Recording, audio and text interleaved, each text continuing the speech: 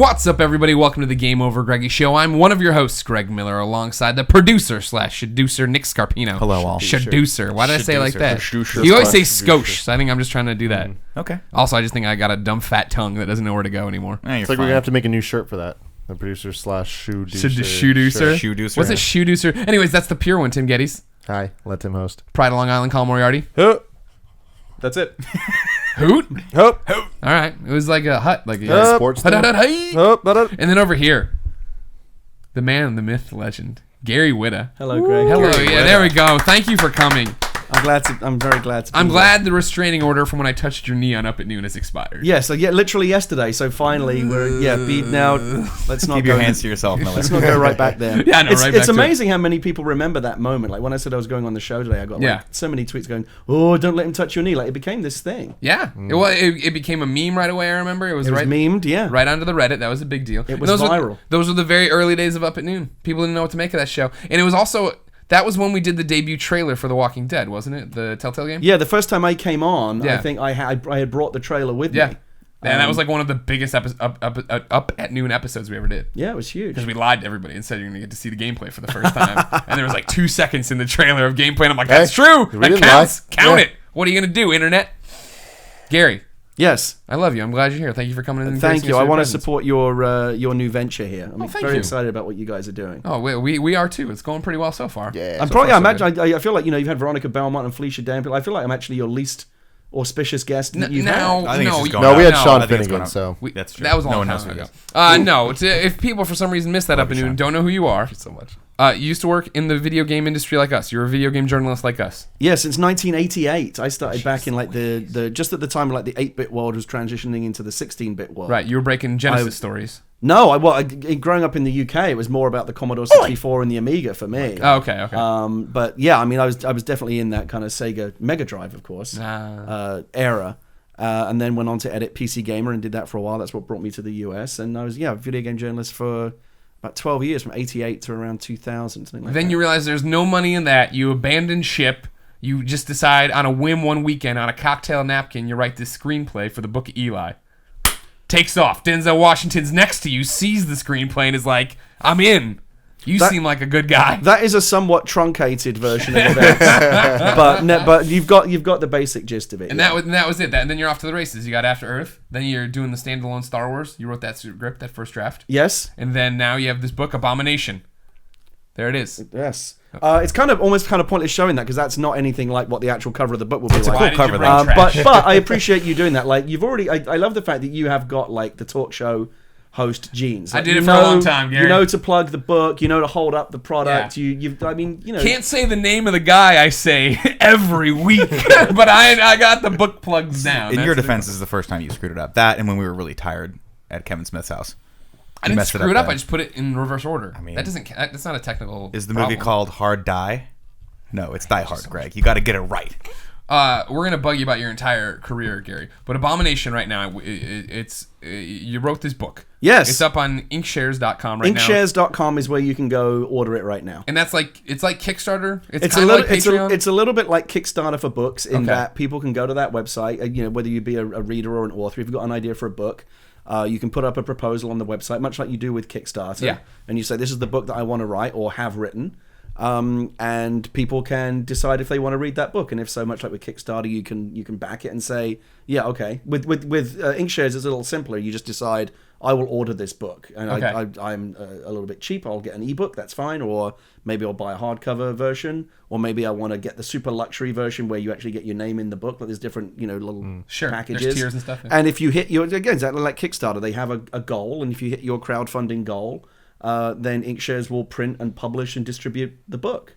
So, it's another tier, I think, in this whole wave of whether it be Kickstarter or Indiegogo or Patreon. People Yeah. are just able to kind of get rid of the gatekeepers that usually stand between people that make things and people that want to read and watch and listen to things are kind of going away, because in this internet age now you can just talk directly to an audience, say, would you like to read this? And they can say yes or no. And we had an incredible story with Abomination in that we put it up on the site yesterday, And typically, Inkshares has a 45-day window for the book to fund. Yeah. And we funded in 20 hours. God, so the book will now, we're already now going into the process of, it'll go through a final copy editing phase, and we'll do an actual cover. So are you like their golden prince? Are you their Lady Gaga? Like, are you like the fastest? Yes, in fact, person it was written into my contract that they have to refer to me as the Golden Prince. The golden I won't have it any other way. That's your name on this show from now on. So the book I is. want to redo the intros. The golden prince, Gary Whitta. I will finish my plug very quickly. The book is No, now. please, no. The book is now fully funded, but you can still go and get it. And I'm gonna sign. God knows why I agreed to do this. 1,000 additional Holy Jesus. copies. And then those copies go away. It's going to be a long weekend. But if you go to inkshares.com and somewhere on the front page there, you'll find Abomination. And if you like stories about monsters and Vikings and magic and sex and death and war, you will probably enjoy this book. I like that third to last one. That was sex. Wait, which was the third to last? Either sex or war. I mean, either's fine. I was making a sex joke, but I was gonna go Vikings. High five, Actually, man. just love Vikings. Man, that was a dangerous high five because I went was right was- into my I did. eyeball. Oh, it was so I close wrote to a little kind of. I put together a little kind of cinematic teaser poster for the book that was like all the things, like it said kind of this like magic, war, sex, Vikings, but and people saw that like they're like, wait, this book has magic, sex, Vikings. I'm definitely ordering that. And I was like, oh shit, I should have written that book. Maybe the next book will just be called Magic, Sex, Vikings. Yeah, 'cause that'd who be wouldn't, amazing. Who wouldn't read that? Is it too late to change the title right I'm now? I'm thinking about it. I'm considering it. Just put a little subtitle on it. Yeah. Magic First in sex the Vikings. Magic, Sex, Vikings series. like that will so just good. be the overarching. Yeah. That's awesome. I could see that on HBO. I think Magic HBO. Sex Well, that Vikings sounds like a trilogy. Twilight type thing. You know? Yeah, and you wouldn't They have to- blow the Do only up. not insult Gary Whitta. No, by no, saying I'm he saying sounds in like a terms of Twilight hit potential. In terms of you can get the movie series there, you can write the movies, make a lot of money. This sounds like a good deal. I'm considering it. And the great thing about putting it on HBO is you wouldn't have to tone down the sex or the Vikings. Like, No. you could just have all tone of them it. up. All of it. The magic, tone 'em though, up.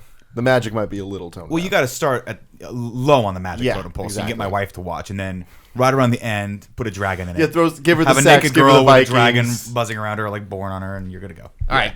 Enough of that. Enough of that. Gary, you're going to sign this copy. So I brought this copy. This is what they call an advanced reader copy. This is not what will actually be in the shops.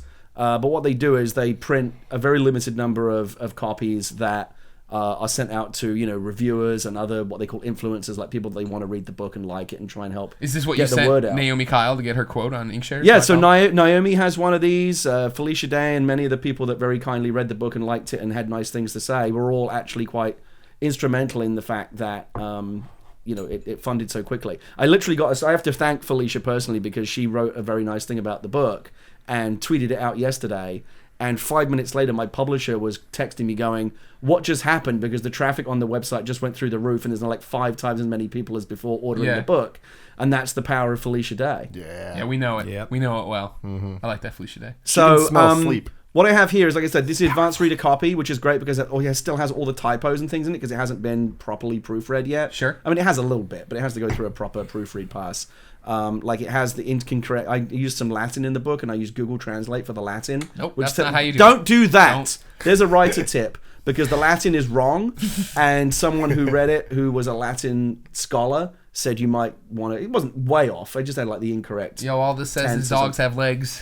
Yes, it was not. It wasn't the kind of thing where you say it and someone slaps you in the face, but like it was wrong. So those things will fix, and I think there's literally only 100 of these get made. So I'll sign that, and you can put it on eBay. Do whatever you want. No, we're going to give it away to you, one of you viewers. Sorry, not you listeners. You have to go to the YouTube page. Go to the first breakout of this week's Game Over Greggy show, the episode you should be watching right now, and then leave in the comments, hashtag touch my knee Gary.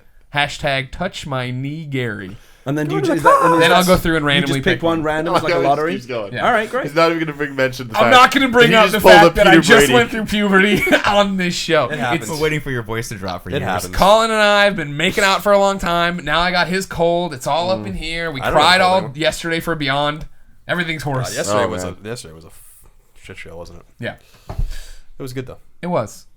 Speaking of good things in books, Gregway, Whoa. it's time to talk about. We have a new sponsor. We do have a new sponsor. It's audible.com, ladies and gentlemen. You can go to audible.com/kindafunny right now to support the show and get a free audiobook of your choice. The annotations are happening right now. The link's in the description if you missed it. And we are going to recommend our first book, guys. We needed to pick one to be our recommendation for audible.com/kindafunny. Gary's book, not on audible.com yet because it's not out yet. yeah, That's we'll talk right. about that. One day, It will be Sure. an audiobook at some point. Okay. Just not yet. I may insist on doing it myself. Like, the narration. You have a good voice for that. You should. But like, I can do a pretty good British accent. No, but Oh, Abomination by Gary Whitta, I do say. all right, okay, fair enough. You sold me. that was actually uncanny. The book we're gonna recommend is getting recommended twice for a reason. The first, it's called The First Notch. We're recommending it for number 1. Is it about Notch? No, that'd be helpful. That would have been a very good one. It is not. They Okay. They stole this title from Notch. There could be an opportunity there though Yeah. to do like the Notch movie, like the same way they did the Social Network or whatever. You could do the story of Notch. Am I totally messing up your promo? No, not at all. Shut up, Gary. Not at all. No, yeah, trust me. This show is just imagine just a garbage truck on fire rolling down the street. That's every episode of the Game Over Greggy show. So it's called The First Notch. The First Notch is the one we're recommending. It's number 1 because it's written by R.A. Salvatore. Now, he should mean something to you for one of 2 reasons. Number 1, he killed Chewbacca with a moon in the Star Wars canon that became uncanon. That got blinked out of existence. Yeah, that was It great. happens. Also, Colin, why also? What's number 2? Do you know? I don't know. He was working with 38 Studios. He was the guy who was crafting the entire story, the Oh, entire lore. I went to that's true. I went to a New York Comic Con panel with him Yep. a long time ago, and he Yeah, was yeah. there. I totally forgot about that. Yeah, that was the first time I totally forgot about Crafting that. lore of what? Kingdoms of Kingdoms of Amalur Amalur Reckoning, Reckoning. and then Got the it, MMO Copernicus or whatever. Yeah, it was gonna Project be. Copernicus. Project Copernicus.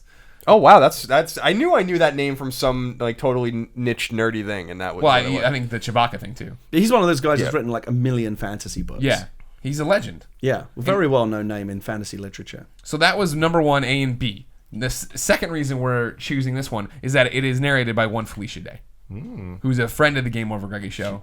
Gary seems to know her too. Person. I'm of many intrigued. talents. Many I talents. think By the I First may Notch? go to audible.com/kindafunny and get my copy of that book. You can get any book there. A Anything. free Like, it book. doesn't have to be that one. Yeah. Anything. Like I can get Anything. 50 Shades of Grey. I was Sure. gonna say we should get 50 Shades of Grey because we're going to see Yeah, We it. don't have we gotta time. prep for it. We will before not the have book is time. like it's like 200. It's got pictures in it. I hear. It does it? I don't know. That'd No. be amazing. No, if I we don't did. think this. I definitely don't. This is There's Community diagrams. Tales with. We should make the picture book version. We should like a kid's book. Look for our inkshares.com. I don't know if that would sell 50 well. Shades of Grey illustrated. The illustrated kids book. Wait. It's not gonna be a kids book. Definitely like get the that idea out of of it there. being a please. kids book, Please though. get that out of there. That's not At happening? no point do we need to have the kids book. We Part can't of do it. a kids book. Nick. Yes. Oh, hold on. I didn't even do that. I didn't even do the whole thing. You got to keep going. If you didn't know, ladies and gentlemen, Oh. this is the Game Over Greggy show each and every week. Sometimes best five. Damn. been a long week. sometimes 5 best friends gather on this table, each bringing a random topic of discussion for your amusement. If you like that, make sure you pick up the episode I'm really off. What is wrong with me, Well, Gary? you got to- What Just did you like do robot. to me?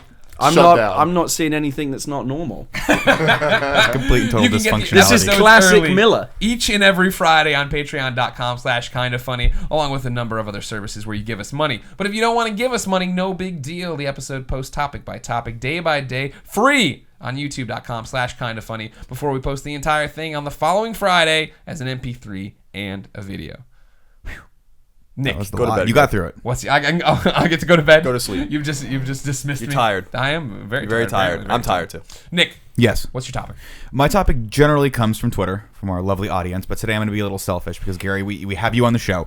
We have actually talked about you a lot on this show, especially in Really? regards It's true, yeah, we actually especially have. in I thought regards My to ears were burning a lot. every all good stuff. Tuesday Unlike when we talk afternoon. about Greg behind his back. Usually when we talk about Greg, it's just how about his it's funny how coke it's habit. always all about Greg, isn't it? Have you noticed that? Don't get on. I actually wanted to ask you. It is always about Greg. So over here, so the show. This show is called the Game Over Greggy Game Over show, Greggy right? show, Right. yeah. There's 4 of you. Yeah. Yeah. Right. Sometimes 5. Around the table. Right. Like I often like. Was there a discussion there? Because I often feel like this is kind of like the moment in. Like I always think about this, like when they created like Bon Jovi, like when that Yeah. was just a bunch of guys in a garage playing and wanting to be a rock band, and they're trying to come up with the name of the band. And John Bon Jovi says, "You know what we should call the band? Bon Jovi." Right. Doesn't like everyone else in the band go fuck off? Like why is it named after you? So we- I wonder if there's a similar like there's a bunch of guys here, but it's the Game Over Greggy show. It's Yeah. all about Greg. What do you got, Colin? I see you loading something up. Cooking something. Or like the real. you know what we should call it? The Dave Matthews Band. Fuck off, Dave.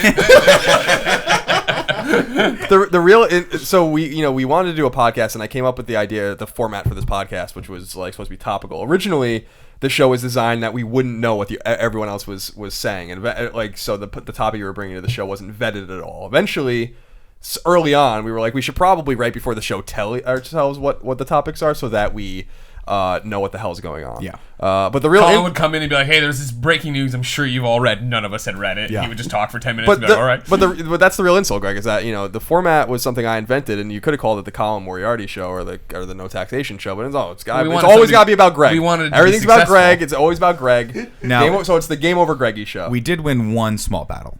The channel used to be called youtube.com/GameOverGreggy. We got him to relent that. Right. That's where Kind of Funny came from, because it was basically like when you think about Greg Miller, he's kind of Kinda funny. funny. He's kind of funny. Yeah. He's kind of tall, Right.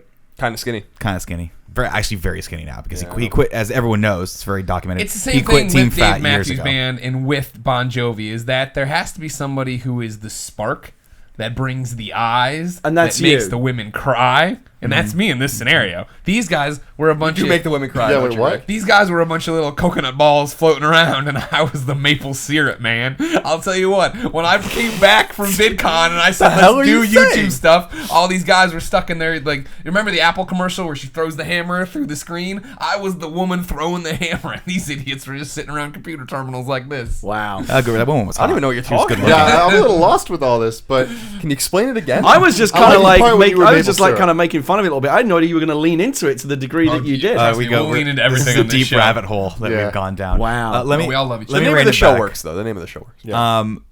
We are fortunate enough to have you on the show. You are a man of many talents, obviously, and one of the cool things is every time I come in contact with you, I learn you teach me something whether or not you know it. First time we met was we did a 24-hour live stream for Haiti Relief. I remember that, yeah. The disaster relief for At Haiti. IGN. IG was the old offices too. It was Yeah, the old the studio. old You came in offices. and you were a champion there. Shout out to Dana and Nicole. They brought him in for the podcast. That's right. Which the name of it escapes me. Was it a podcast or was it just Green Pixels at the time? I don't recall. think it But was Dana Green and Jung Pixels. Award, Nicole Tanner. They're the ones that brought which him. was awesome. Wait, was that before they had Girl Fight? Because think it was before Girl later Fight. did Girl Fight, right? Right. Okay. Yeah, the time is I'm a little sure. hazy. I'm but positive you on make that. sense. Don't yeah. worry about it. But you said something really cool that kind of stuck with me.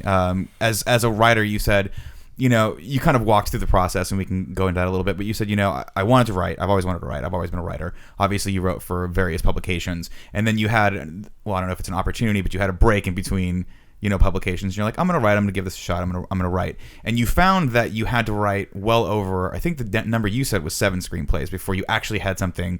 And this is paraphrasing, but you said that wasn't shit. Or that was. You told me that cocktail napkin story in Denzel Washington. No, you keep telling that to yourself. And I keep telling you every time, like I just did 10 minutes ago, that's not what happened, but it never seems to get through. It is an it's a fun version of the story, though. Greg likes to believe what he likes to believe. We let him go play in the corner with the little Lincoln Logs. No, so there's not really a specific topic other than you obviously write feature films, and that is very, very, very cool. What is sort of your process now? What's changed from when you first started out, when you first got the Book of Eli off the ground and you were working with that crew, versus now? Is the process still similar? How did you even break into any of this? That's what Yeah, I guess we I've can go always. back and There's talk always about been that. that missing link for me. I often say that I grew up as a kid loving mostly video games and movies. Like I wasn't a very outdoorsy kid. I was. You're in good company. Yeah, I know. I'm feeling the vibe right now. I was a kind of pasty, wizened child. You notice on the camera I have to cook in a little bit more skin tone so we all look tan. Otherwise, I noticed that I actually look really good there. Yeah, it's like, good. in a That's a mirror. little bit. It's not exactly what it's going to look like. This but is I good. I may You're ask you rendering whatever it is you're doing here. I may ask you to give me the settings so I can do this at home. Perfect. Because I'll I let you haven't know. looked I'll this throw good you in a long time. In the mirror is just a horror show. Welcome to my world.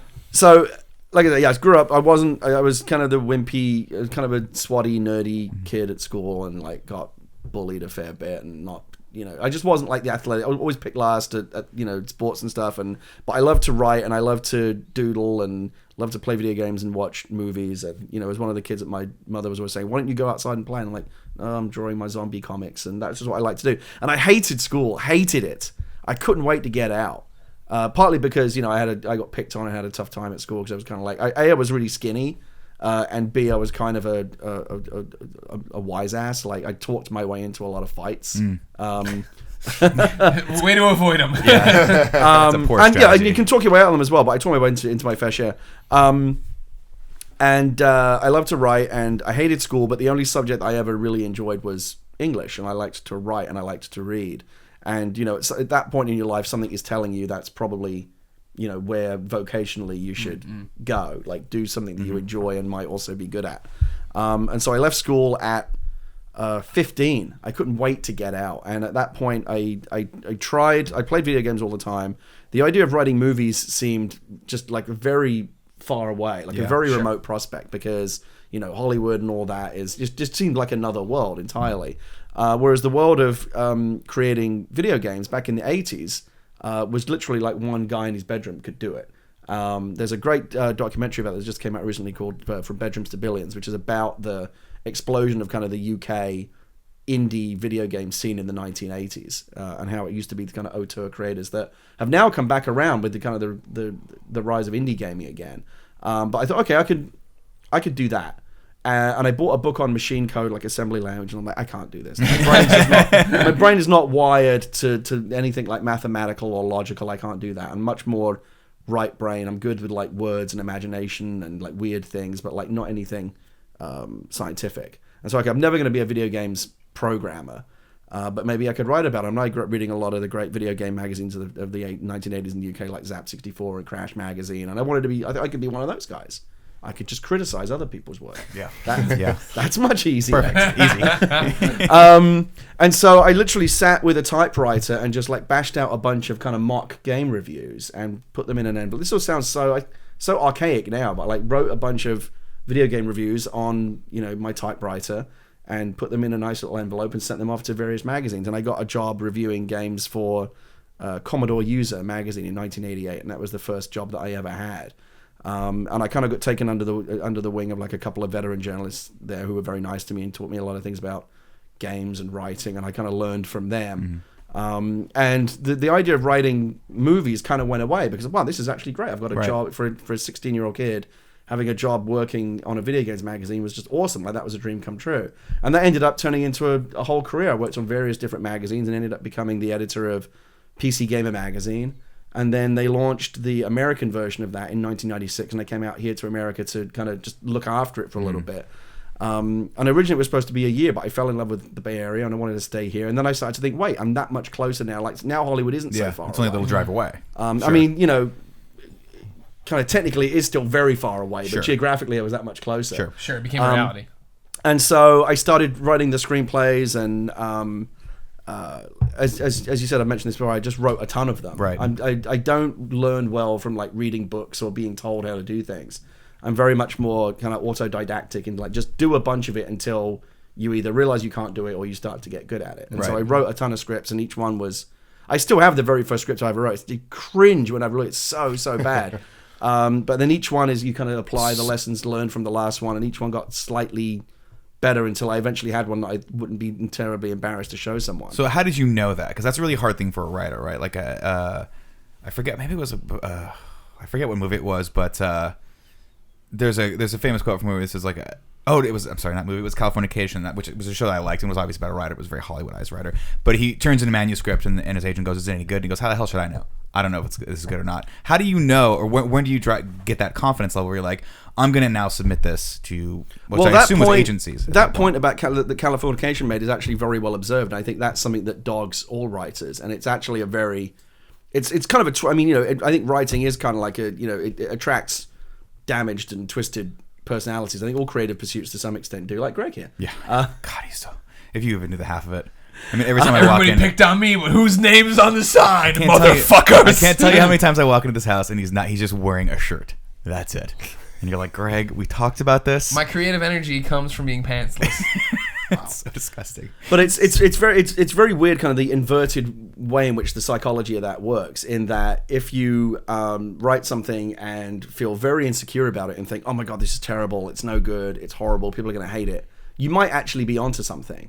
Because all great writers feel that way. It doesn't matter how good you are. I discovered this. Other writers that I've spoken to all have the same thing, no matter how accomplished they are. I've spoken to Oscar-winning writers who will say to me, like, every time I open a new document to write a new screenplay, I think, this is the one where they find out that I've been a fraud all along. I just got lucky.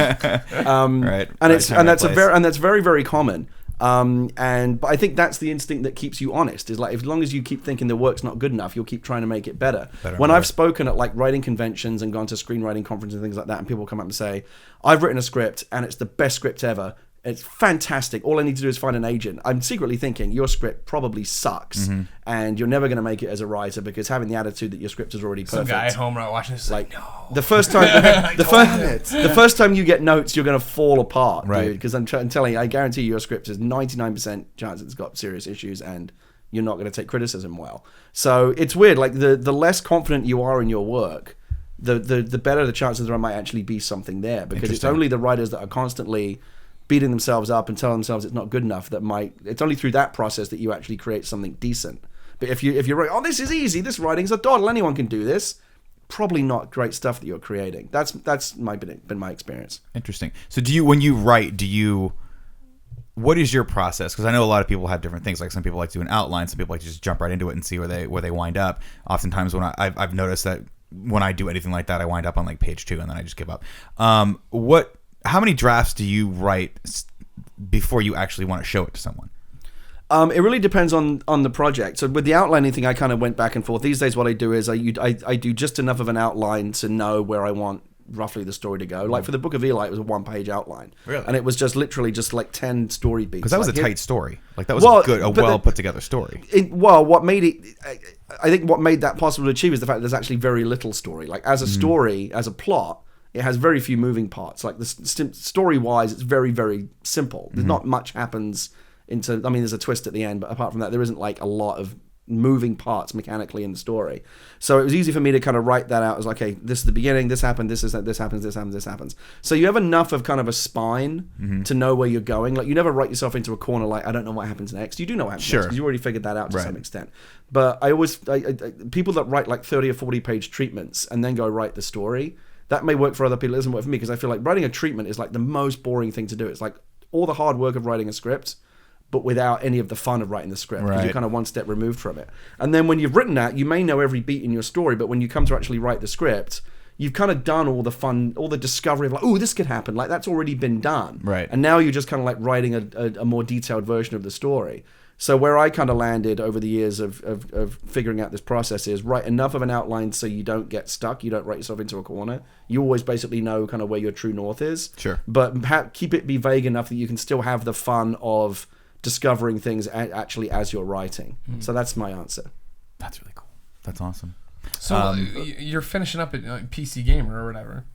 Yeah. And then are you working on Book of Eli at the same time? Or No. I mean, actually, that was like 10 years apart. So I finished up on PC Gamer, and then I had an opportunity to go work on a movie magazine in LA. And I thought, oh, here you go, one step closer. Like I'll actually be working in LA, in the movie business in LA. People. This is a great way for me. Yeah, you can do all of that stuff. Didn't work out that way at all. The magazine was a disaster. The company that funded it lost all its money in the .com crash. I got laid off. And then I basically was sitting around unemployed, going, well, what do I do now? And I'd always promised myself that I was going to like try to write the scripts, and I kept making excuses about not having enough time because I had a day job. Right. Now I have nothing but time, and enough money saved up that I could live very frugally for about a year if I just like ate out of cans and stuff.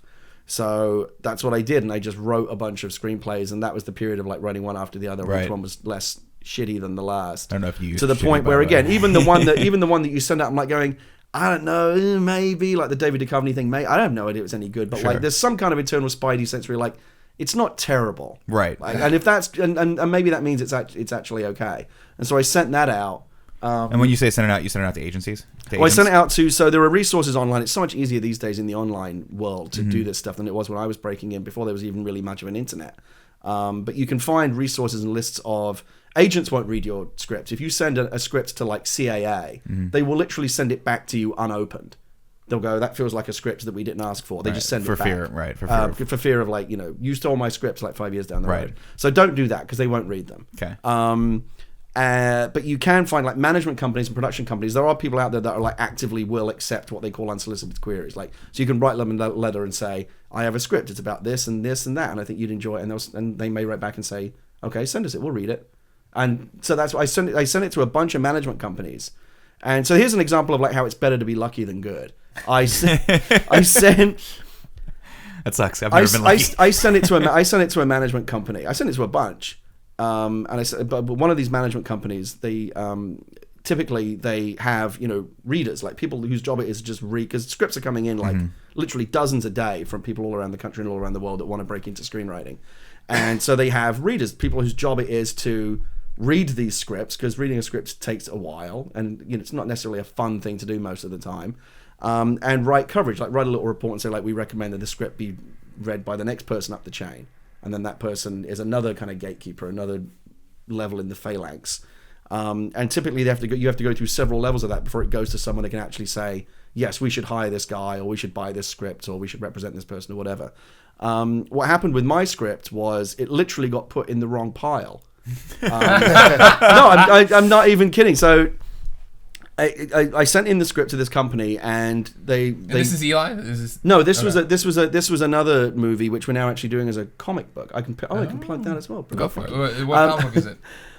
So this first script that I wrote, maybe this isn't terrible, was called Oliver, and you'll laugh when you hear the premise, but it was basically reinventing Oliver Twist as a post-apocalyptic superhero. But it's kind of actually, trust me, it's cool. Oliver with That's a kind of twist. awesome. It's Oliver with a twist. Yeah. And so I wrote that originally as a screenplay, and that was the first one. I thought, this could be okay. And I sent it to this management company, and instead of getting put in the pile for like the readers to take home for the weekend and decide whether or not it goes up the chain, it got put into the pile, the weekend read pile of the head of the company. So it just instantly like blew through all the red lights and just went to the head of the company. And then on that Sunday afternoon, I got a call from this guy saying, I have no idea why this script is in my pile, because it usually would have like coverage from readers or whatever saying like this script is this and that and you should read it. Like there's nothing on it, but it has your phone number on the front. And I read the script and I liked it, and I would like to represent you in your screenwriting efforts. Now, it's entirely possible that very same script could have been read by anyone along that chain who would have said no to it. Yeah. But or they would have would have written coverage that wasn't flattering. Yes, or by complete happenstance, it bypassed all of those people. That's incredibly lucky. And that's how like I said, better to be lucky than good. And so that was the first thing that I wrote, and that movie never got made. But I always wanted to tell a version of that story, so we eventually took it a couple of years ago to Image Comics with a guy called Derek Robertson, who you may know from the comic book world, is a very accomplished comic book writer, co-created Transmetropolitan with Warren Ellis, and has done a bunch of other really great stuff. Is the artist on it now. We're doing that. We're creating Oliver as a comic book that Image is going to publish later this year. That's Very awesome. nice. So that's a nice example. I think also of like if you create something that you really love and you believe in it, it never really dies if you don't let it. Like keep plugging away. You'll find a way to get that story in front of somebody. Do you have other stories that you're still, well, obviously you're developing probably constantly, I would imagine. Do you ever go back and look at those first screenplays that you wrote and go, it might be worth another draft? Those are in fact so bad that they're completely unsalvageable. Oliver is the first one that you can't go back any, like before that, all of them are like, dude, don't show that to anyone. They're just of like historic interest to me to go back and go, oh my God, it's so bad. Yeah, I mean, there's a bunch of, it's a very frustrating business sometimes as a screenwriter, because you write these scripts, you have these original ideas, and if they don't get made as movies, no one ever sees the story. Right. Part of the reason I wrote this new one as a book is I kind of felt like no one can say no to it. Like even if there's no gatekeepers in the way. Like right. in the world of self-publishing, like I don't even need to find a publisher. I can do what Hugh Howey or Andy Weir did, which just write a story and press publish on a website, and people will find it. Yeah. And maybe it finds an audience from that, but it doesn't go to waste the way that an unproduced screenplay kind of goes to waste. And this can always become. You could always. Yeah, I was going to ask you that too. this. Is like, so there's a lot of guys out there that they write the book to get it made into a movie, and now you don't necessarily need that. Well, there are a lot of people that do that like. with comics as well, and I find Right. that very cynical. Like, I think that is kind of insulting to comics and books to say that, well, a comic and a book only exists to become a movie down the road. Sure. But it goes hand in hand with the kind of the prevailing wisdom in Hollywood now, which is we only want to make movies out of comic books and things that have already been kind of Established. validated by an Proven audience. ideas, Yeah. We don't want to take a risk. Oh, this comic book has 1 million fans. Well, we can make the movie and probably those people will show up. Right. As opposed to taking a risk on an original idea. With something like The Book of Eli, which is a small miracle that it got made, because it's this really violent, quite expensive film with like religion and people's heads getting chopped off and people saying fuck. Like that movie in 99% of other universes doesn't get made. We just got very, very lucky with it. And it may in fact be the one that I may have played my Joker very early there. That may be the one that I get in my entire career. Well, I'm pretty sure your last project that you wrote on is getting made, which is good. I'm pretty sure they're going to make the Star Wars movie. Yes, so I They mean, are in fact making it literally now. As we So speak. I think they kind of have to finish it. So I know you can't talk much about this, but I mean, so the people out there, that the 1% of our audience that hasn't heard of you before, you just finished writing the first standalone Star Wars film. Yes, well, at least one version of it. So basically what happened is I finished my work, you hand in your work, they say thank you very much. They actually have another writer working on it now, which is fairly standard practice in Hollywood. You need to go through various writers and rewrites to get it where it needs to be. But that's why I just came back from London where I was kind of finishing up my work on it. The whole production of the film has moved over to Pinewood now, and I handed off my work and said, Godspeed. I wish you the best of luck. I worked on it for about a year, and by the end of the process, I was just completely exhausted. Just done. It was by far the most rewarding creative thing that I ever did. Like the entire time I was working on it, the 12-year-old version of me is going, I was going to say, dude. But it was also completely and utterly exhausting because I was so like when it was announced, I got two types of messages on Twitter. One was congratulations, the other one was don't fuck this up. Yeah. And that, of course, is like, oh yeah, thanks for pointing. I really needed that. that had not occurred to me. People care about Star Wars. That had not occurred to me to not fuck it up. pressure must Thank be you for pointing that out. And so that kind of dogs you and stays with you, and literally would keep me up at night as I was working on it. And again, it's the same thing that keeps you honest. It's like you have to do your best work. So I worked on it for the better part of a year. Gareth Edwards, who's directing it, is by far the most talented director I've ever worked with. He's an even bigger Star Wars fan than me, which is actually kind of hard to find. But he's so into it, and I think the movie's going to be fantastic. I can't wait to see it. But you got to wait because it's a year behind Episode 7. You won't see it until like December 2016, so it's a ways off yet. Next year. Yeah, next year. It's not that That's what you can say. Next year. I think this has all been super. Greg and I are writers, and I think that and I write all the time, and I know how hard it is, and I think that this is just instructive of a man who's much more talented than us. How he started. Who are we talking about you. Okay. Yeah. It's you. How a person who started humbly but with incredible talent worked extremely hard to get to where he was, and I think it's inspiring because nothing bothers me as a writer more. I mean, I'm working on a project right now that is difficult, takes a lot of time, and it's hard, and nothing annoys me more than when someone says that like writing is easy, or that writing like, oh, I'm a writer, or like what it's like.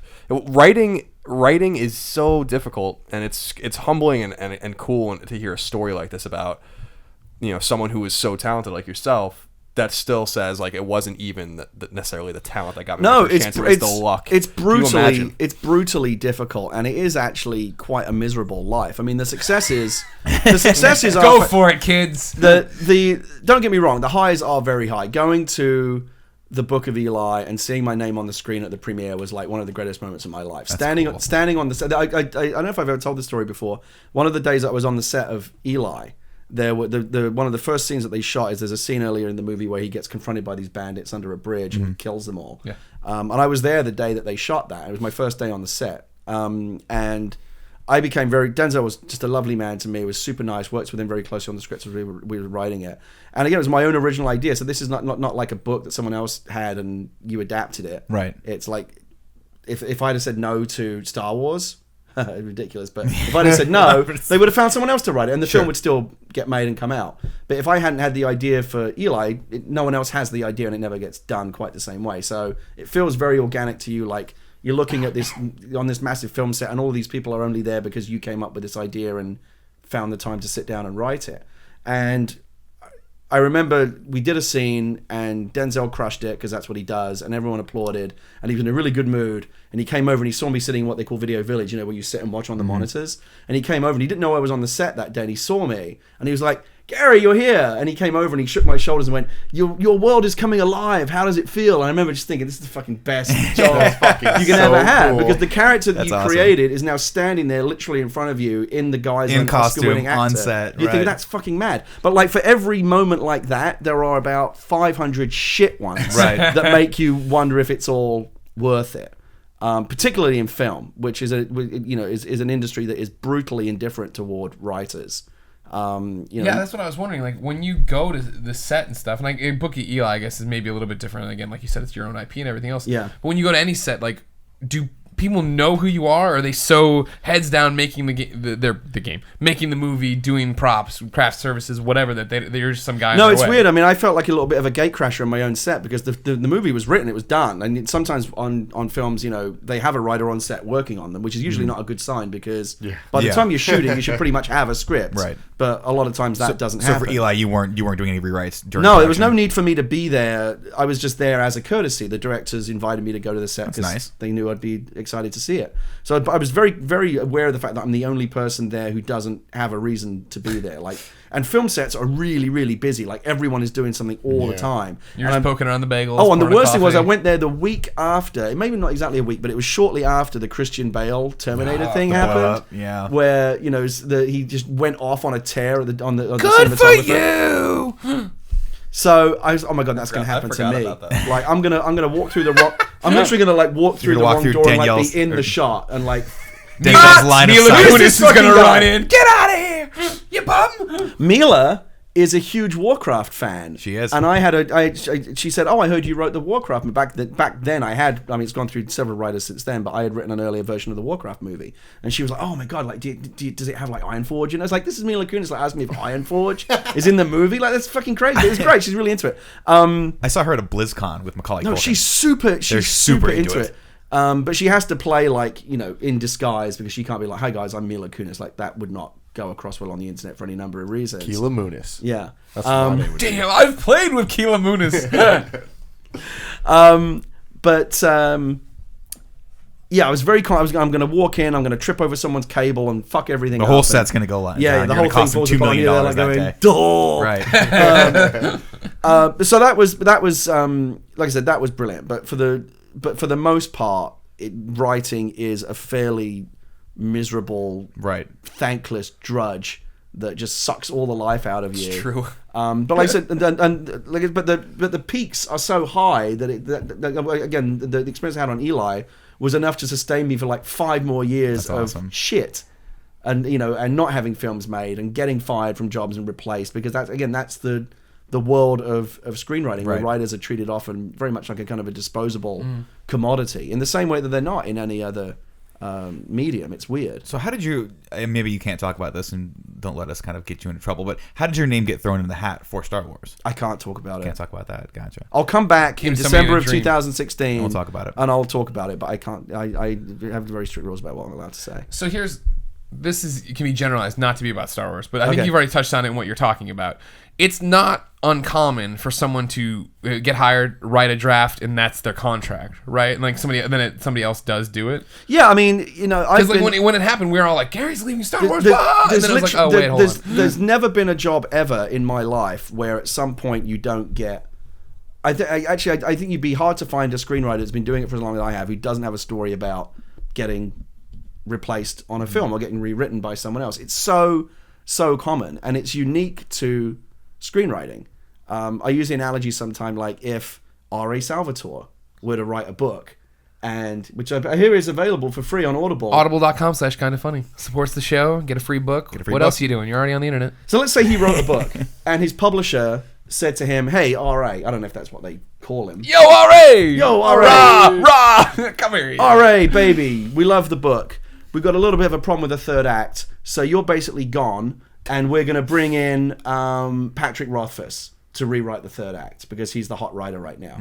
That obviously seems absurd, right? That's Right. not something that should happen, and yet that is exactly what happens in Hollywood every single day. That's the business of the revolving door of writers. It happened to me on the Book of Eli. But Eli was weird in that I worked on that for a long time. Then they fired me and brought in another writer to work on it for a bit, and then I was rehired to come back, and that actually happens as well. That's crazy. That happens all the time. And I came back and then finished the movie out. So.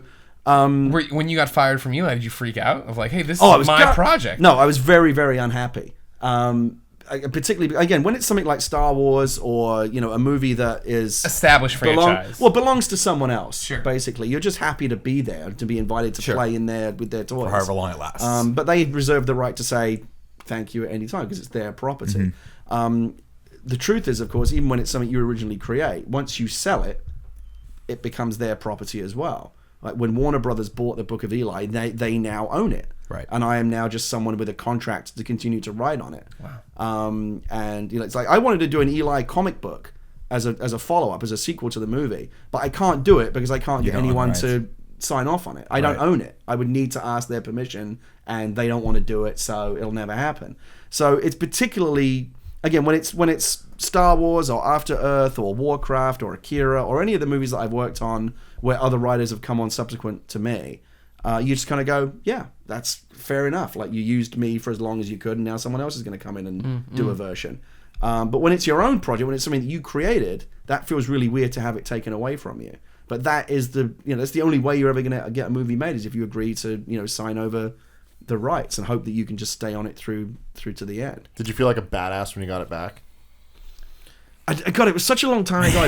I remember being very pleased because you want to see it through to the end, and you want to have Well, especially since it was your first, right? Well, there was one particular thing, like the other writer that worked on it actually solved some story problems that the script was having, and actually did a couple of good things that were very valuable, and we kept those.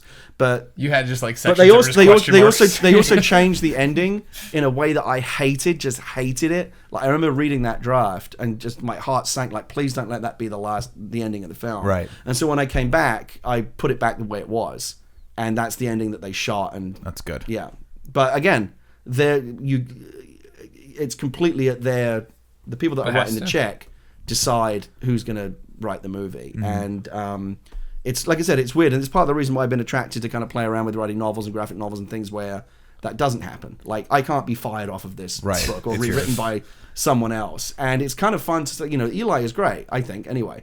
But it's partly great because it was so many other talented people came in and did amazing work. So I can take credit for the story and the writing, but for the film itself, I just take a very small piece of credit for the overall thing that you saw. With a book, it's all, the buck stops with me. So if you hate it or love it, I'll happily take all of the credit or all of the blame. Right. And so that's that's different to what I've been used to in film, where it's such a collaborative medium and the writer is just one small piece of a very large machine.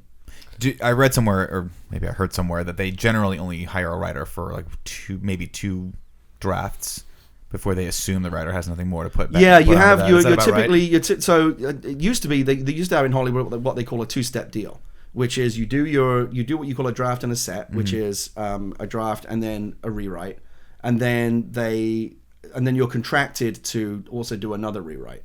That as Hollywood has kind of tightened the screws on writers a little bit, those got turned into what they call one-step deals. So you do your draft and a set of rewrites, and then they don't have to use you anymore. They can bring someone else in if they want. So again, it's getting harder and harder for writers to stay all the way through the production of a film, because I don't mean to writers Green Lantern had on it, for example, but it was a lot. Jeez. And it showed, because it was a train wreck. But surely the more writers you throw at something, the better it gets. Right? We're hoping that with this podcast. Just enough number of cooks is what they call it. Yes. Sorry. I was just, I don't know. It's just so fascinating to hear.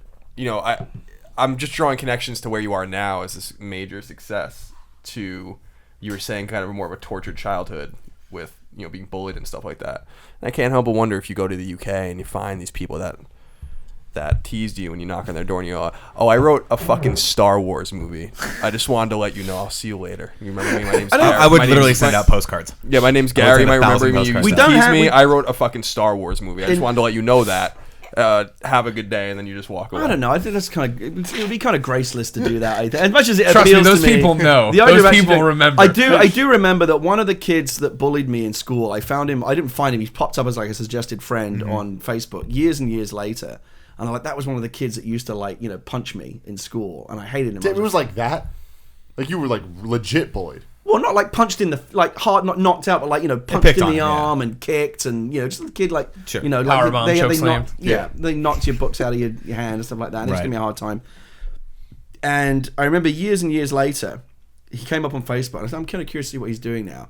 And he was like an assistant regional manager of a small bank, like half a mile from the school where we used to go. And he may well have a very happy life. But I remember thinking, yeah, I think I probably ended up doing a bit better than you. And I would never send a message going, "Ha ha, fuck you, Mr. Assistant Bank Manager." I'm just being facetious.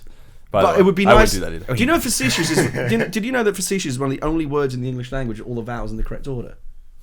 Holy shit. Yeah, AEI. That just blew my mind. Yeah, I that's can't even interesting. say it. I wouldn't- physically Facetious? can't say that word. Say it. Facetious. Facetious. Hey, you got it. There are You only got it. 3 words in the English language that begin with the letters DW. Dwight. That's a proper noun. Dwindle. What? Dwindle. Dwindle is one. Dwayne. No. Dwarf. Dwarf is another one. There's 3. Dwarves. Damn. Dwindling. Dwarf. Don't look at I was me. told there would be no reading questions. While they're figuring that out, did I We'll save it. We'll do the third one. I'll come back.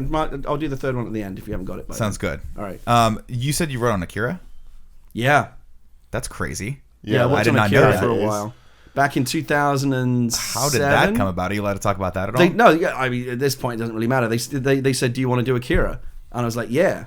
Yeah. So what happened was, I bummed around the Hollywood world for a long time, like doing little rewrites and working on small movies and things that never got made, and like doing little uncredited like there's a terrible Jason Statham Jet Li movie called War, which I wrote on, and like some of my dialogue is that. in that film. As soon as you said those 2 actors, I knew Nick's I've all over seen this. that. film. The This best film part of exists. that was Jason Statham gave me a ride in the transporter car, which they let him keep. What? Yes. That's That was insane. rad. He seems like a pretty cool guy. But yeah, he was actually really, really nice. The film obviously didn't work out quite so well. But so I did that for a long time, and then I wrote Eli, and Eli sold, and Denzel and the whole thing. And then suddenly you realize that you kind of get called up to the major leagues where now they want to have you back and talk to you about bigger projects, and suddenly you're on lists for things that you wouldn't have been considered for before. Right. And Akira was when Eli sold.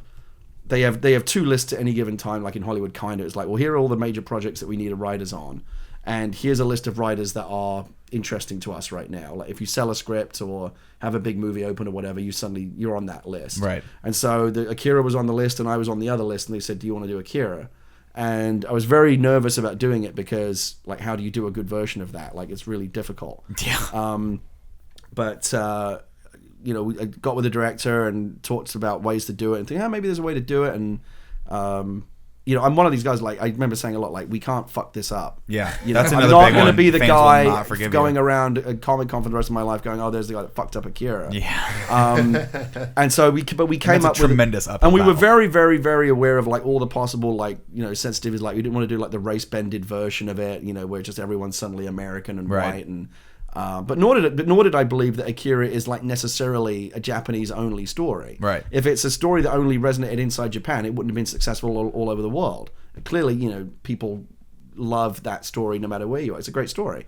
And so we thought we could do a way that we try to come up with a way that would make it accessible to a global audience, and yet at the same time kept it kind of true to the Japanese roots of it. And I think we found a way to do it. And I worked on it. I practically lived on the Warner Brothers lot for about 6 months while we were trying to write it and get it made. And it went through various drafts. And then again, they eventually said, thank you. I left, the director left. And I think Akira's been through about 4 or 5 directors and probably many more writers than that since me. And they're still figuring out a way to kind of get it made. It's very difficult. Yeah, I'm all film. for them taking their time with that one. Yeah, and they certainly are. I mean, I worked on it nearly 10 years ago, and they're still trying. I mean, Maybe it's a sign that you shouldn't be doing it. Not you, but that maybe they should. Yes, maybe maybe Akira so. doesn't need to be Take done. the hint, Gary. I mean, I would like them just to re-release the anime, and so I could see it in theaters for once. But that'd be. It's on Blu-ray. They did a Blu-ray release of I it just not too want to see it long on the ago. big screen. That I movie- saw it on the big screen at the ICA in London, and it was fantastic. Yeah, rub it in, Gary. Rub it in. I have a ton of questions for Gary. I don't know. I know we're running long on this segment. Conversational show. We could just Okay. split this topic into 2 anyway. Too. That's It's true. almost an hour long already. All right. So. You want to do that? Yeah, let's just do that. Sure. Split! Part 2. This is part 2 of Nick's topic, because Nick's topic is so fascinating, and Gary Whitta is so talented. Well, I was gonna say I don't like how you just said that, because I think that there's places to split it even earlier than this, Greg. See, you aren't very organic about it. What's up, everybody? Welcome to the Game Over Greggy Jesus show, Christ. part 2 of Nick's topic. Split! Audible.com. It's going to be weird if it's out of the blue. We have to film a pickup, and then we So say that. we don't. this We is have to a this film is it. a very Kids will be uninformed lost. question. But when you're writing a movie, are you writing the story, or are you literally writing like this guy says this and then that guy says that? You do a little bit of both. You write, again, I think you go through a process where you write a just the story, and that can be in the form of an outline or a treatment that can be anything So when you earlier you're saying treatment, what is a treatment? A treatment is basically it's by far the least fun thing that writers have to do. Like you have to write a 20 or a 30 page, very detailed summation of the story, but without actually really kind of getting into the story. It's basically like Not dialogue, right? It's like if you ask me to say if you said, for example, okay, tell me what happens in Die Hard, and you've got 20 minutes. And I just basically told you the story of Die Hard in great depth, right going now. through it scene by scene, and then wrote that down, you would have a treatment. That's the treatment. But that doesn't have dialogue in it. And then you actually go away and write the script, which is, anywhere between like 100 and 120 pages. Typically, 1 page of a written screenplay equals a minute of screen time. So 120 page script turns into a 2-hour film. So you do the treatment first then, and then from the treatment, then you would write it so that you write the dialogue, and then you also write like where everyone Well, you is and all typically that stuff? only do a treatment if you're the kind of writer that needs that in their process, or if contractually you have to do it. Sometimes studios will demand that you write a treatment before they commence you to the level of writing the script, and they'll give you notes on the treatment. And sometimes you'll go back and forth. I've worked on projects where we worked just on the treatment for months before we actually started writing a script. But if it's just me, I prefer to do, like as I mentioned earlier, I prefer to do as little of that as possible. Just like know the basic bones of the story, and then go write the script and figure out the rest as you go.